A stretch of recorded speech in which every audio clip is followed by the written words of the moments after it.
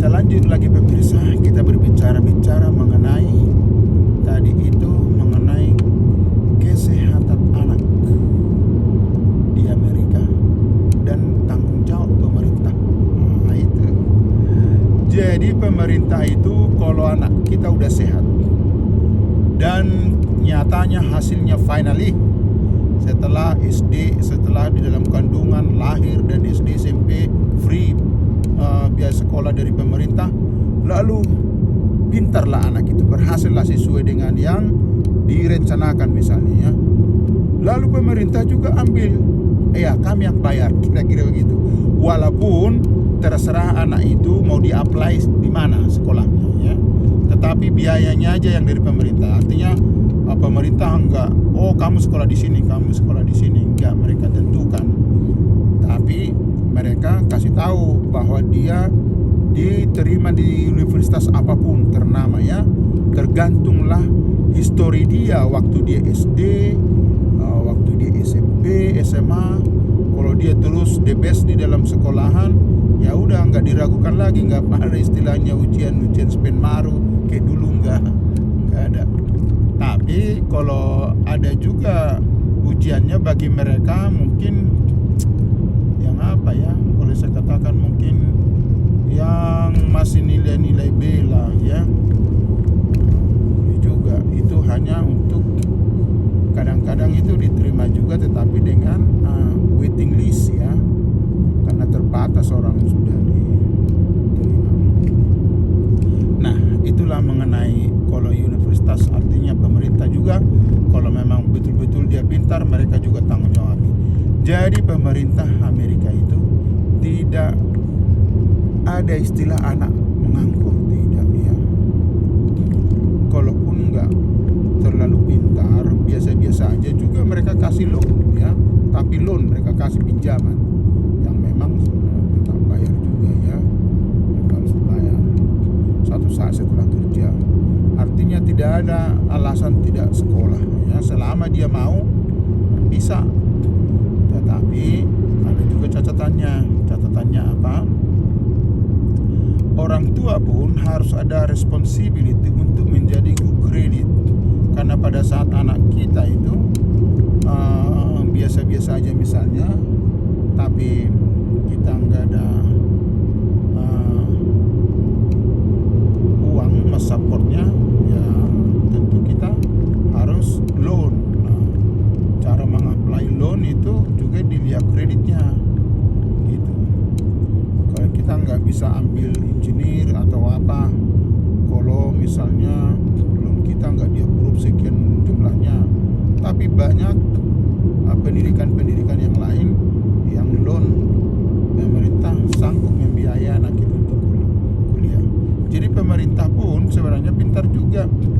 Kalau anak kita biasa-biasa aja, bahkan agak tidak terlalu pintar, ya mereka juga sarankan kepada sekolah-sekolah yang sederhana, misalnya jadi nurse, making money nurse kan di Amerika ini. Jadi bisa, itu juga. Jadi orang nggak bakal sengsara lah gitu. Jadi nggak heran orang-orang nurse di Amerika ini orang-orang kaya, karena mereka adalah the first line. Mereka sejak dulu Amerika ini selalu mendahulukan kesehatan, sehingga pekerja kesehatan itu pun mereka bayar lebih mahal lagi, mereka lebih hargai itu. Jadi kalau dibandingkan berapalah gaji bidan di Indonesia atau dengan bidan di Amerika, pasti berbeda jauh. Karena selain Amerika ini memang dibayar mahal dan penghargaan kepada itu pun mereka sangat hargai. Jadi tidak ada pekerjaan yang tidak dihargai di Amerika ini. Itulah sebabnya Amerika ini disebut American Dream. Segala sesuatu bisa, setiap orang bisa bermimpi, bisa menjadi apa aja, yang penting dia punya punya keinginan untuk itu. Jadi oleh karena itu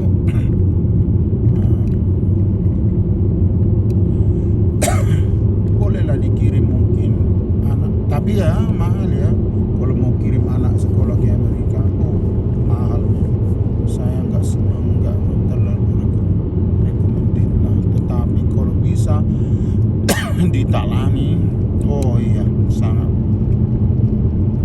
bahkan kalau tamat dari Amerika ini kerja di Indonesia pun kan paling dicari kan. Jadi memang, tapi biayanya selangit, hanya orang-orang kaya lah yang mampu kan. Jadi kalau kita tidak punya ekonomi yang bagus, sulit kita mengharapkan anak kita sekolah di Amerika ya. Jadi inilah hutan di Amerika ya. Kita kembali dulu ke jalan kita ini. Inilah hutan di Amerika ini. Lihat tuh kiri kanan itu jalanan seperti ini. Tapi di tengah hutan itu jalanannya kan bagus. Tapi seperti ini juga jalanan dulu waktu saya ke Australia. Waktu di perusahaan di mana saya dulu bekerja, dikirim saya ke Australia. Dan saya lihat di Australia sama juga seperti ini, bersih sekali. Aku heran ya, di Eropa juga begitu. Kenapa orang-orang ini ada snow ya, kiri kanannya sudah snow ya. Berarti itu salju ya, tapi masih ini udah seperti kering lah. Lihat itu salju. Itulah. Nanti kita mampir lihat saljunya aja. Kalau saya di Colorado, salju, waduh luar biasa lah. Coba dulu aku mampir sini ya. Kita lihat ini apa namanya ini. Pemandangan yang indah nian di sini ya. Oh inilah. Pemandangannya bagus sekali ya. Bagus sekali pemandangannya ini. Saya akan coba dulu bikin mundur mobil saya ini. Lalu kita akan coba dulu kita di mana kita ya. Jangan dekat sampah lah ya. Ya, coba kita lihat ini pemandangan di Amerika ini mantap banget. Ini bukan mantap banget, mantap banget. Oke penonton, sorry penontonnya sedikit ini ya. Sedikit ya bercanda lah. Jadi saya sengaja bikin mundur ini sedikit. Oke. Jadi coba kita ini dulu ya.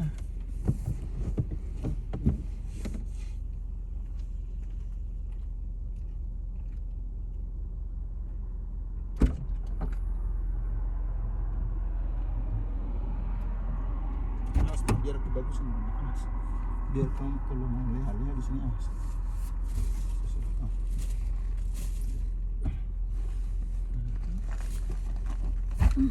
Ya, sedikit ya penontonnya, biar penonton juga lihat mobil saya ini saya bagusin jadi seperti tidur di sini bisa.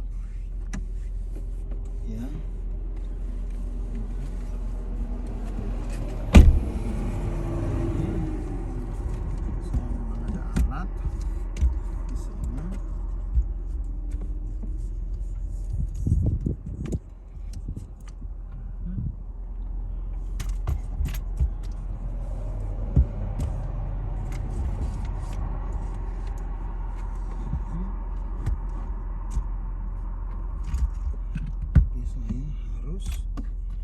Dulu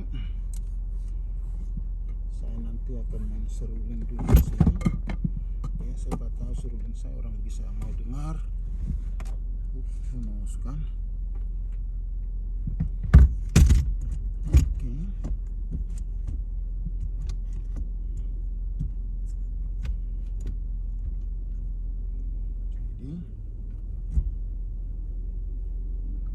Jadi kalau kamu ini ledakan di sini, harus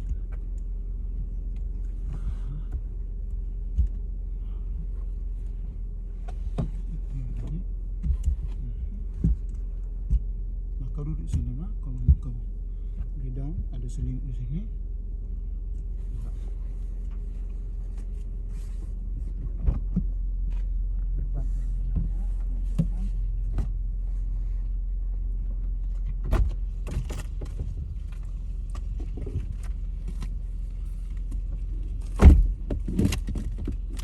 Penumpangnya coba bentar ya, saya mau rapin dulu selir saya.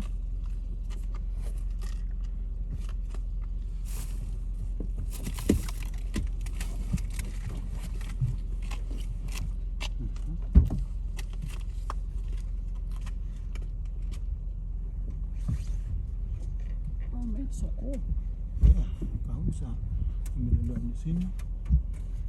Di sini ya. Ya.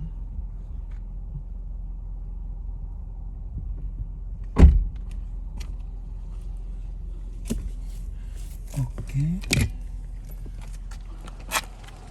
Ya.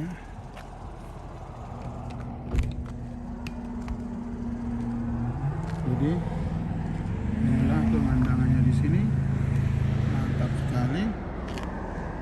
Lalu